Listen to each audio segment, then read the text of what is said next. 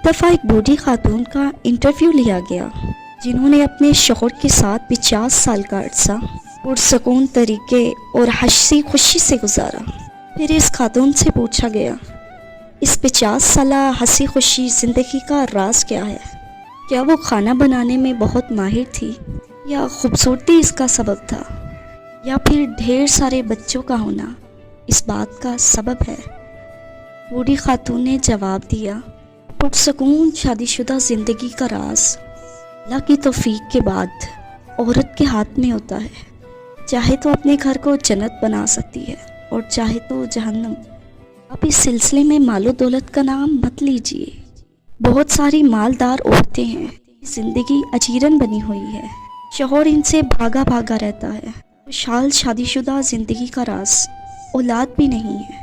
بہت ساری عورتیں ہیں جن کے 6 7 بچے ہیں، پھر بھی وہ شوہر کی محبت سے محروم ہیں، بلکہ طلاق تک کی نوبت آ جاتی ہے۔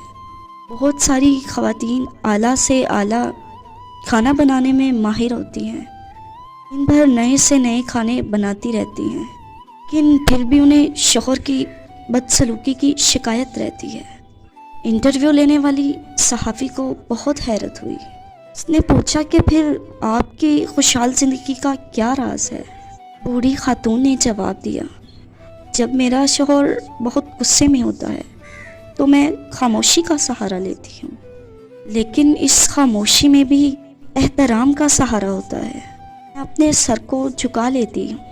ایسے موقعوں پر بعض خواتین خاموش تو ہو جاتی ہیں، لیکن تمیز کا عنصر شامل نہیں ہوتا۔ اس چیز سے ہمیشہ بچنا چاہیے۔ سمجھدار آدمی اسے فوراً بھانپ لیتا ہے۔ نامہ نگار خاتون نے پوچھا، ایسے موقع پر آپ کمرے سے پھر نکل کیوں نہیں جاتی؟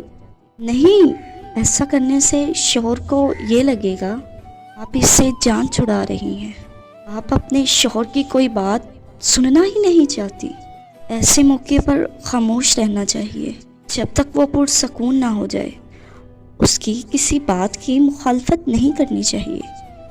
شوہر کسی حد تک پرسکون ہو جاتا ہے، میں کہتی ہوں پوری ہو گئی آپ کی بات، پھر میں کمرے سے نکل جاتی ہوں، کیونکہ میرا شوہر بول بول کر تھک چکا ہوتا ہے اور چیخنے چلانے کے بعد اسے کچھ دیر سکون کی ضرورت ہوتی ہے۔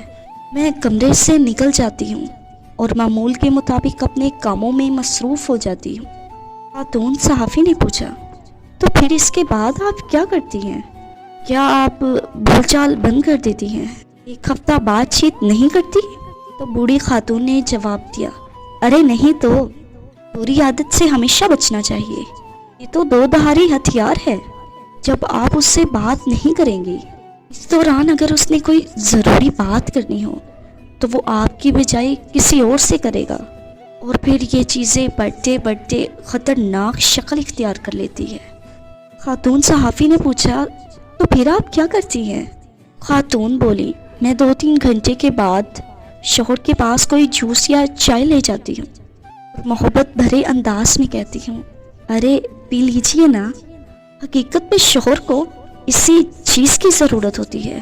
میں اپنے شوہر سے نارمل انداز میں بات کرنے لگتی ہوں، پھر وہ مجھ سے پوچھتا ہے کیا میں اس سے ناراض ہوں، تو میں نخرے نہیں کرتی اور کہتی ہوں ارے نہیں تو۔